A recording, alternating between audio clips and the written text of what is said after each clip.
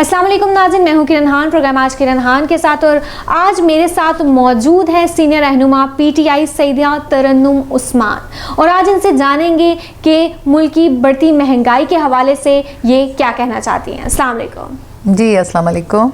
कैसी हैं आप? अल्हम्दुलिल्लाह मैं बिल्कुल ठीक, आप कैसी हैं? सईदा, तो सबसे पहले मैं आपसे पूछना चाहूँगी कि पीटीआई के साथ जो है आप कब से मुंसलिक हैं?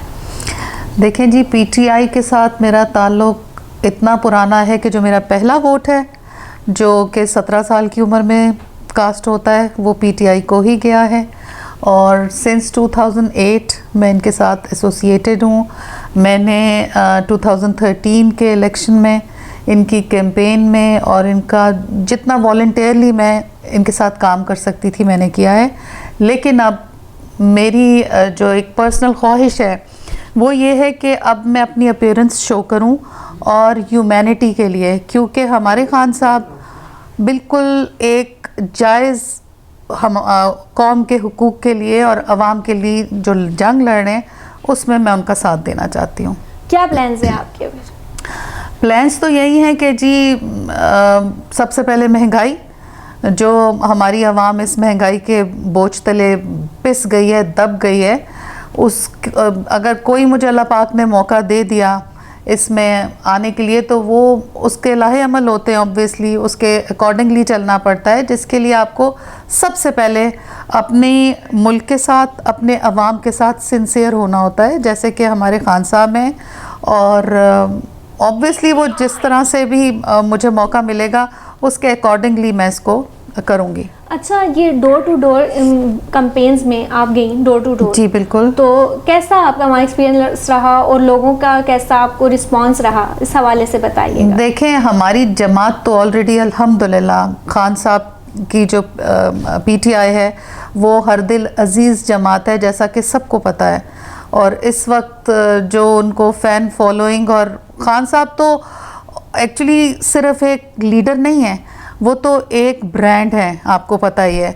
तो उनकी फ़ैन फॉलोइंग प्लस उनके जो इस वक्त नज़रिया है, उसकी वजह से लोगों के दिलों में जो उनका प्यार मोहब्बत है वो हमें हर जगह नज़र आया। छोटे से छोटी जगह और बड़ी से बड़ी जगह हमें लोगों ने बहुत वेलकम किया, प्यार से हमारी बात को सुना और बहुत इज्जत दी, और उसका बहुत ही अच्छा पॉजिटिव रिस्पांस मुझे हर जगह से मिला, हर जगह से मिला। अल्हम्दुलिल्लाह। और इसके अलावा जो मुल्की सूरत हाल चल रही है, महंगाई बढ़ती जा रही है, क्या देख रही हैं आप? बहुत तशवीशनाक देख रही हूँ। अगर ये सिलसिला चलता रहा तो आगे क्या होगा? देखें जी, ये बहुत लम्हा फ़िक्रिया है इस वक्त, बिकॉज़ जो मुल्क के हालात हैं इस वक्त, और जो ये हुकूमत जो कि इम्पोर्टेड हुकूमत है और ये किसी प्लानिंग के तहत लाई गई है, और उसमें आप एक छोटे से बच्चे को भी इतना शऊर खान साहब दे चुके हैं कि उसको भी पता है कि यहाँ पे क्या हो रहा है।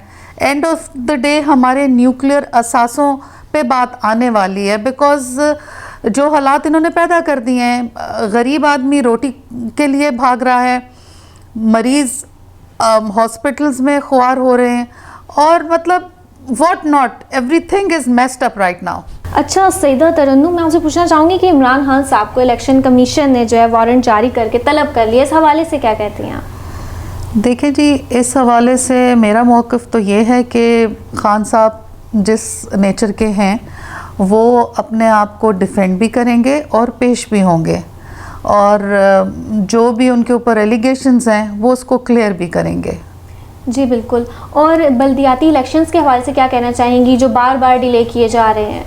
बात तो वहीं पर आ गई, बिकॉज़ इन लोगों को तो यही पता है कि इनके सामने एक हार नज़र आ रही है इनको, और हार के डर से बचने के लिए हर किस्म के इलेक्शन और हर किस्म की कंपटीशन से घबरा रहे हैं। तो इलेक्शन जो है बल्दियाती बार बार डिले किए जा रहे हैं, और अभी भी मज़ीद आप क्या देखती हैं इसमें कि बार बार कभी 19 तारीख दे देनी, कभी 17 तारीख दे देनी, इसी तरह तारीख पे तारीख ही देते रहेंगे या फिर इलेक्शन हो ही जाएंगे?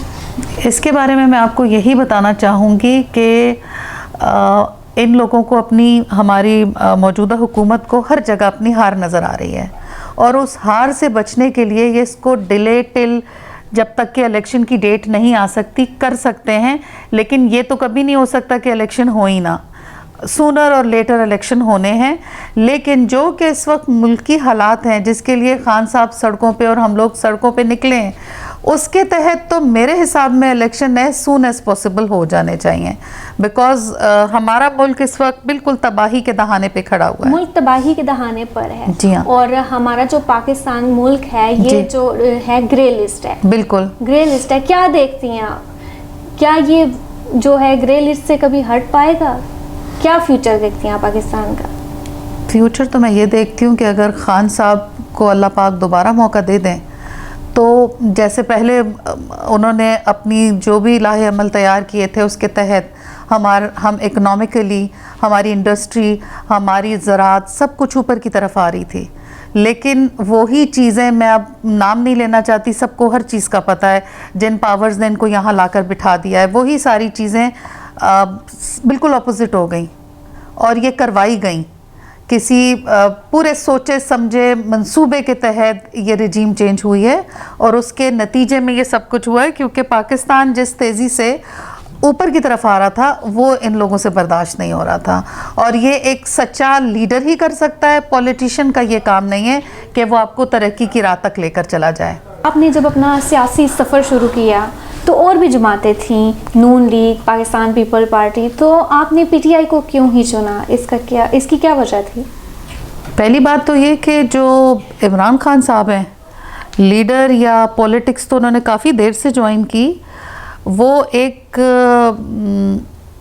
प्लेयर जिसको हम कहते हैं कि सारे दिलों में रहते हैं ना, एक प्लेयर होता है या एक कौमी हीरो होता है जिसको हर एक बंदा पूरी दुनिया में उसको फेम हासिल होता है और लोग पसंद करते हैं और प्यार करते हैं और इज़्ज़त करते हैं। तो हमारे खान साहब इज़ वन ऑफ दोज। और उन्होंने जो ह्यूमैनिटी के लिए बिफ़ोर कमिंग टू पॉलिटिक्स जो काम किए हुए हैं, उनको तो कोई भी नज़रअंदाज नहीं कर सकता कि एक बच्चा अपने माँ की बीमारी को लेकर इस तरह की सोच रखता हो कि मेरी माँ मेरे मुल्क में जिस बीमारी से ख़त्म हो गई है और मेरे मुल्क के अंदर उस बीमारी से फ़ाइट करने के लिए कोई प्रॉपर मेडिकल इंस्टीट्यूशन नहीं है, और उन्होंने इस सोच को लेके पाकिस्तान के अंदर शौकत खानम हॉस्पिटल बना दिया, अपनी मदर के नाम पे बना दिया। तो आप उनकी सोच का इस चीज़ से अंदाज़ा लगा सकते हैं कि वो क्या सोच रखते हैं। तो इस सोच को लेके वो चल रहे हैं कि अगर वो दर्द रखते हैं अपने मुल्क का और मुल्क की आवाम का दर्द रखते हैं, तो इस तरह के लीडर को आप कैसे समझ सकते हैं कि कोई नज़रअंदाज कर सकता है? कोई बाशऊर, पढ़ा लिखा और होशो हवास वाला आदमी आई डोंट थिंक कि उनको कोई नज़रअंदाज कर सकता है और उनको फॉलो करने के लिए कोई किसी चीज़ की ज़रूरत है इससे ज़्यादा सोचने की। अच्छा, इमरान खान जो है सियासत में आए हैं, जब वो सियासत में आए तो आपने सियासत में अब तक क्या तब्दीली देखी?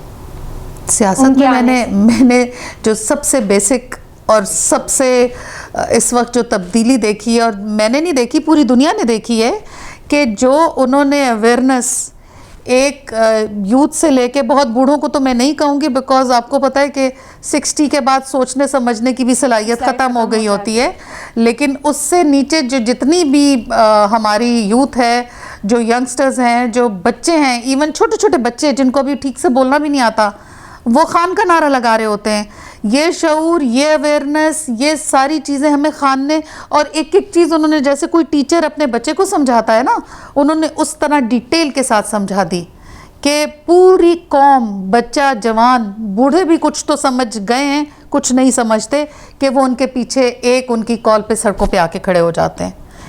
अच्छा, तो लोग जो सियासत में आते हैं उनके कोई ना कोई गोल्स होते हैं, MNA बनना, MPA बनना, तो आपका भी कोई गोल है? नॉट एट ऑल, बिल्कुल भी नहीं।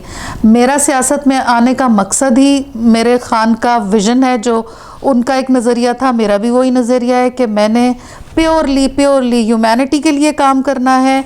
अगर अल्लाह पाक ने मुझे मौका दे दिया तो मैंने अपने मुल्क के लिए, अपने मुल्क की आवाम के लिए, इवन मुल्क के जानवरों के लिए जो सड़कों पे कटते मरते हैं, उनके लिए काम करना है, बूढ़ों के लिए करना है, जो चीज़ें हमेशा से नज़रअंदाज की जा रही हैं उनके लिए काम करना है। मैंने बेनाम अपने लिए बेसिकली अगर आप कोई नेकी का काम करते हैं, अपने मरने के बाद का सोचने के लिए करते हैं कि मैं कोई ऐसा काम करके जाऊं जिसकी वजह से अल्लाह पाक मेरे दोनों जहान संवार दे, तो आप समझ लें कि मैं वो सोच लेके सियासत के अंदर आई हूँ कि मैं अल्लाह पाक की मखलूक के लिए, अपनी मुल्क के ह्यूमैनिटी के लिए कुछ कर सकूं।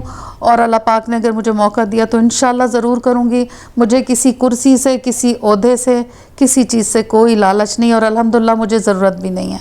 और लास्ट में क्या आप मैसेज देना चाहेंगी?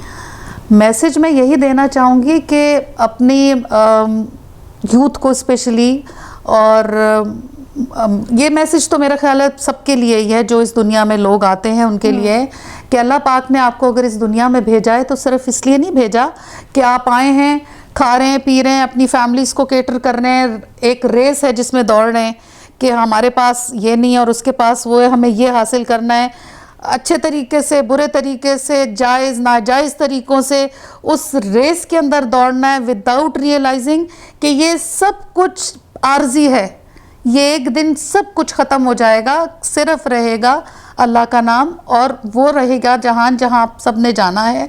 अगर एक लम्हे के लिए भी आप लोग अपनी ज़िंदगियों में 24 घंटों में एक लम्हे के लिए भी इस चीज़ को सोच लिया करें कि हम यहाँ सिर्फ ये सब कुछ करने नहीं आए थे। अल्लाह पाक ने अगर हमें दुनिया में भेजा था तो उसके पीछे कोई और भी वजह थी, सिर्फ अपने ही आप को केटर करने, अपनी ही फैमिलीज़ को पालने, अपने लिए जीने के लिए नहीं आए थे। आपको यहाँ पे अल्लाह पाक ने आखिरत के लिए और अल्लाह के लिए, अल्लाह की मखलूक के लिए कोई काम करने के लिए भेजा था। वहाँ तो आपकी होमवर्क डायरी खाली होगी। जी बिल्कुल। ठीक है ना, तो ये मेरा, आपने बहुत खूबसूरत बात की। नाज़रीन, हमारे साथ मौजूद थी सईदा तरन्नुम उस्मान, और आज उन्होंने मुल्की हालात पर भी कुछ डिस्कस किया, कुछ हमें बल्दियाती इलेक्शंस के हवाले से भी इनसे बहुत सारी मालूमात मिली। उम्मीद करती हूँ आज का प्रोग्राम आपको बहुत पसंद आएगा। इसी के साथ दीजिएगा इजाज़त। अल्लाह हाफ़िज़।